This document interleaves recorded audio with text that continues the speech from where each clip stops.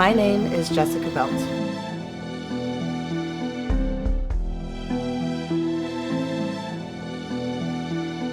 I am a single mom, also one of the owners at Woodlands Strength Conditioning, as well as the head coach and a professional powerlifter. I started in CrossFit first, and then I made the transition over because I really liked weight training a lot more than burpees. Being 5'9", burpees are not one of my best friends.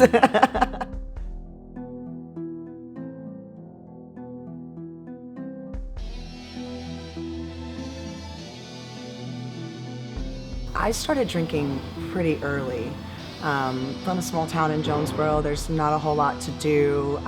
My dad left, moved to New Jersey, so my mom was on her own and raising us, and she worked quite a few jobs. And I had an older brother that, he was getting into that kind of thing, and I kind of fell in with him. And I do say I drank like an idiot. I wasn't somebody that had to drink every day.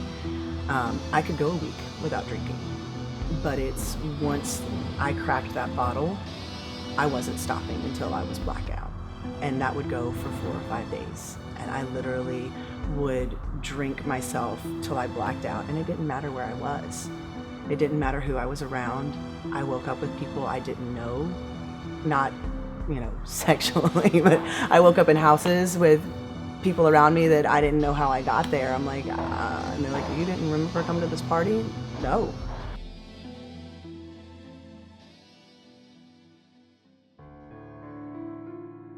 I was so done. I was done with life. I was done with everything because I didn't think that I was good enough to be a parent. I didn't think that I was good enough to do anything because all I kept doing was messing stuff up.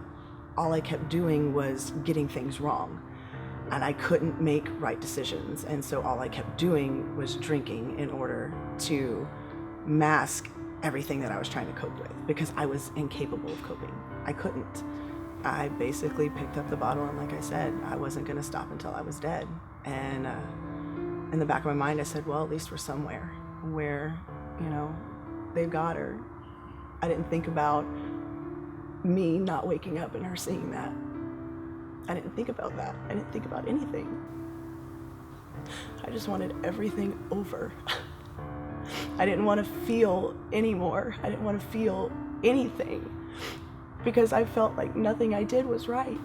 I couldn't get a foot up. I couldn't. For every step I thought I would take forward, I was taking 4 more back. And so drinking was my way of not having to worry about anything, because once I got to that point where I was blackout, I didn't function anymore. I didn't feel anything anymore because I was so numb. I couldn't move.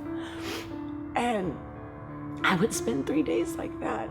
And I know that day I woke up, I don't know how I got to my parents' house. I don't know how I drove, but I did.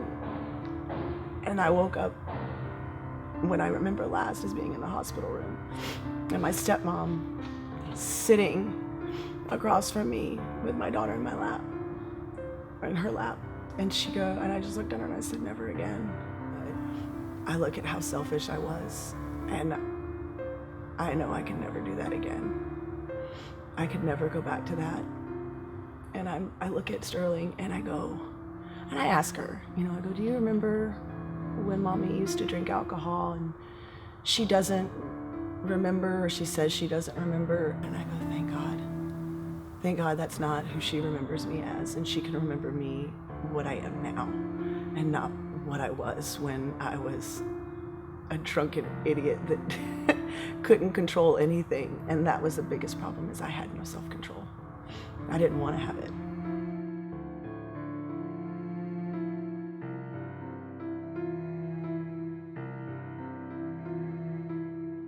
My first powerlifting competition was in April of 2014. I was a 148 lifter. I ended up with 3 state records and best lifter at that meet, which was really great. July, I did my first national competition in Las Vegas. I broke the current state records that I held and took home the national title. November, I did the world's competition, where I went on and broke my state records again, took home the world championship title. February of 2015, I did the Los Angeles Fit Expo, took home the LA Fit title for my weight class, which was really cool. I think that there are a lot of athletes out there that struggle with it more than you would think. I know that people look at the fitness industry and they think that these people take such great care of their bodies, but they don't look at how much work we put on our bodies as well, and how much beat down we put on our bodies, and the stress and the pressure, because even now with me and competing, it's a lot of pressure when you're going into a competition. There are tons of athletes out there that probably look at alcohol as an outlet. You know, they train because that way they can drink, or, you know, they look for an escape. And I look at them and I'd say, maybe look at your training as your therapy, you know. But I think with all addictions is when you're ready to stop, you're ready to stop. But you've got to find what it is that drives you to quit. And for me, that's my daughter, and that's training, powerlifting, and teaching others and helping others get there. One of the things that I do like to do here is we do have some people that have had a history with alcohol, or, you know, struggled, and, you know, I bring them in and say, let's try this. Let's give you this outlet and see if this helps you. And for some of them it has, and it's worked great.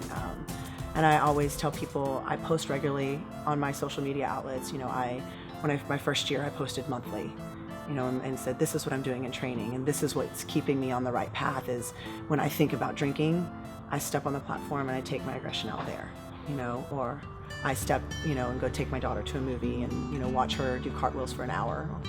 Those are my outlets. I believe my purpose here is to help others, because I look back on that day and I say it again, God kept me here.